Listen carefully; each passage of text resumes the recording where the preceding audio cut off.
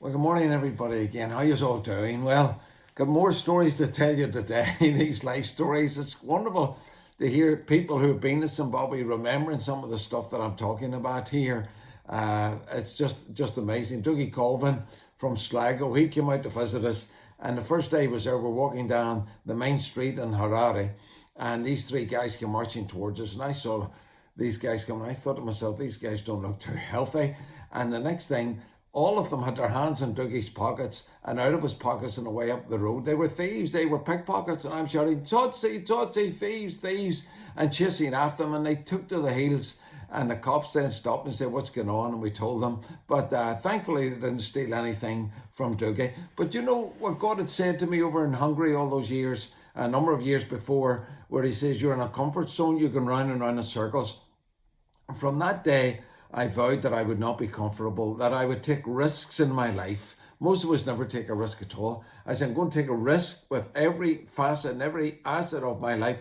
I'm going to go for God and see where it takes me. So we come over, and as I told you, we're doing a street kids ministry and all the sick babies and everything. And then you go to the robots, the traffic lights, and there's street kids at every traffic lights. And now they're pastoral on this and pastoral on that and pastoral on the other.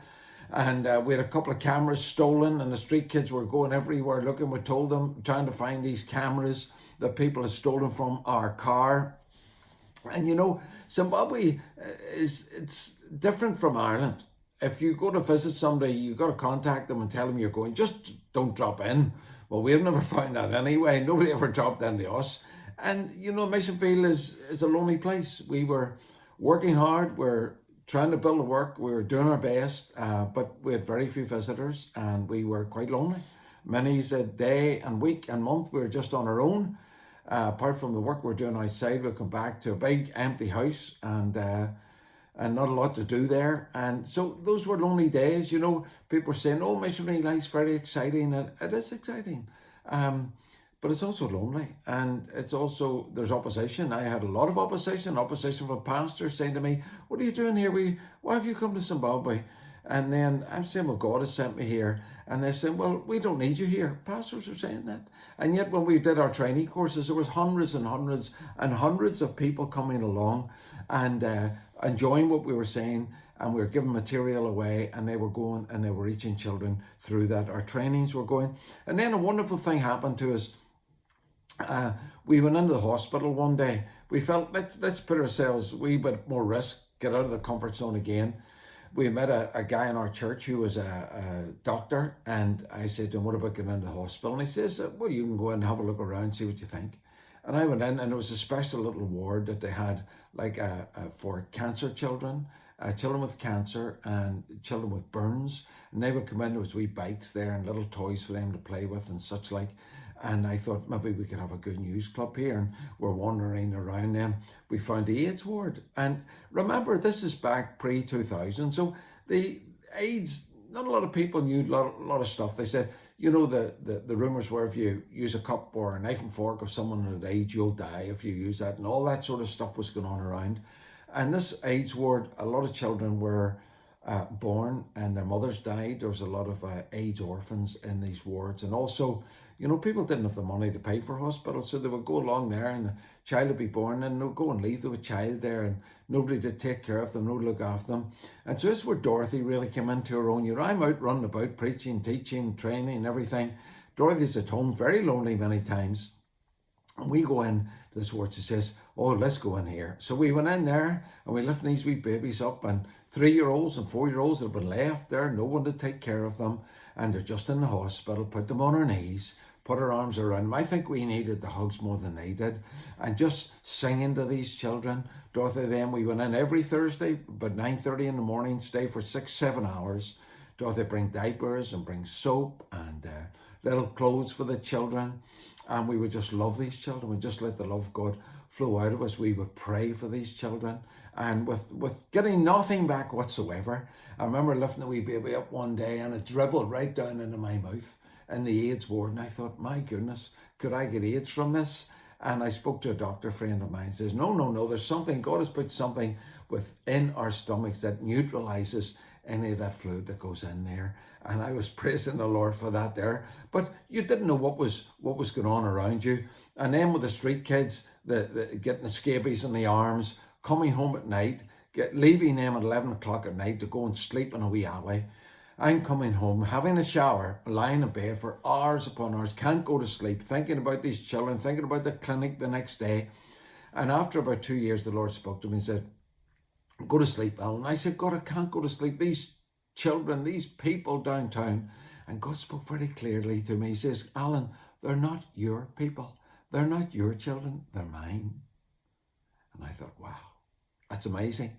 And I was able to turn around and go to sleep. So all I could do is what I could do. Ultimately, they were God's children, and God would take care of them and look after them. And then we had opportunities to go and do tent missions over in very high density, very poor areas of town, over in Glenora and Kambazuma and Rugari. And we would go, of course, the only white man in sight, and I'm doing the teaching there, speaking a little bit of Shona. I go to do some Shona lessons in town, and I mean, they were funny. So, you know, you have 3 thank you words, you have 3 words for this and 3 words for that, and you get them the wrong way around, people laugh at you. So I would go in and learn these phrases and learn some words and learn some language, and then I would come out and immediately I stepped outside the door. I'd start teaching, talking, start practicing these words, and made mistake after mistake. I remember going into a bank and talking left-handed to these guys. I had no clue what I was saying, and I thought I had it all off pat. But then it's just, listen, keep practicing, keep trying. We love to see people trying to learn our language. And so in the tent missions, it was great. I was doing a wee bit of Shona there. And even today, I'm still not fluent in the language. I can understand a lot. I can speak a wee bit, make myself understood. I have a friend, Chip Wazar, who says, I've got about 20 phrases that I stick together, and I sound as if I'm a local, but he's probably right. But it's just another language that I would love to speak fluently, but I just can't. But I can make myself known and can do a wee bit what I want to do. David Livingstone says, I hold myself in readiness to go anywhere, provided it's forward. And that's what we were doing, going forward. David Livingstone was a great hero of ours. So we were doing a club in the hospital, and all the kids were coming. We seen children get better, children leave the hospital, other children coming in. We did that for a long, long time. Put in at a hospital. What a wonderful place it is. Even though they don't have a lot, they care for the children and they bless the children and they help the children. So we weren't having a lot of drop-ins. We weren't having a lot of visitors at all. And then, of course, there was a lot of upheaval in Zimbabwe, and we were being stopped at traffic checks all the time. Get out of your car, search the car. I remember one day there was a march in town, and we had stopped at the lights to get round the corner, and the march was coming up from the other road, and we didn't realize there was people watching us to see what was happening. I was on the phone, phoning our friend Perpetual. I'll tell you about Perpetual shortly, one of our team workers, and I was phoning to find out where she was, and I turned around the corner, and the next thing this car came alongside with the flashing lights and the blue lights, and they're saying pull in, pull in. So I pulled into the next road, but I'm not, and I slowed down. I said, show me your ID, show me your ID.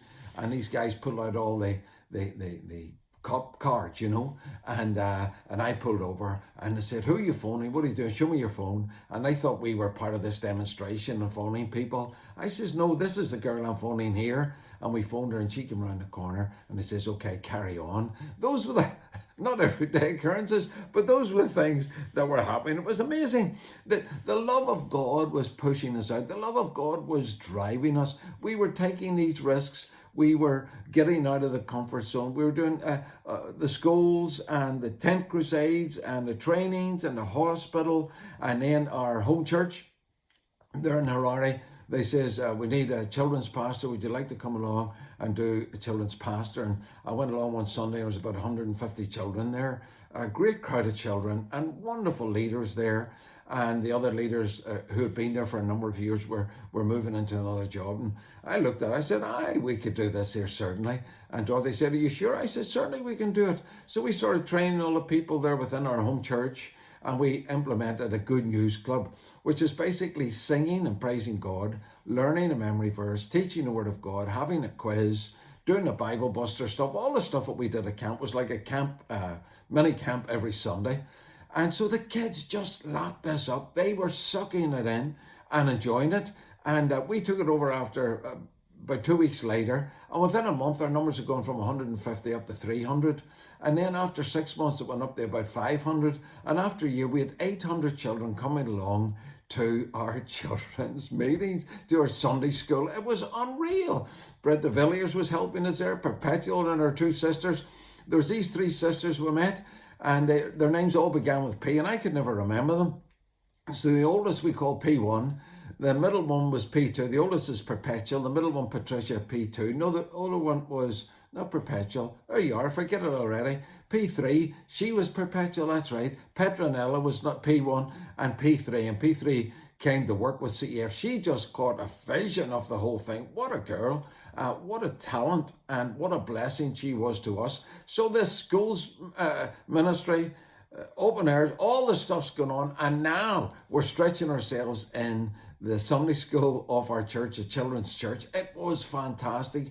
Days were rolling. Dorothy says to me, Alan, you're rolling too fast. You're running here, you're running there, you're running everywhere. I says, hold on, Dorothy, because I don't want you letting go, because hold on to the coattails, because you will be left behind. There's a lot of things to do. There's places to go. There's people to see. There's children waiting to be rescued and saved, that we need to do it. So let's go.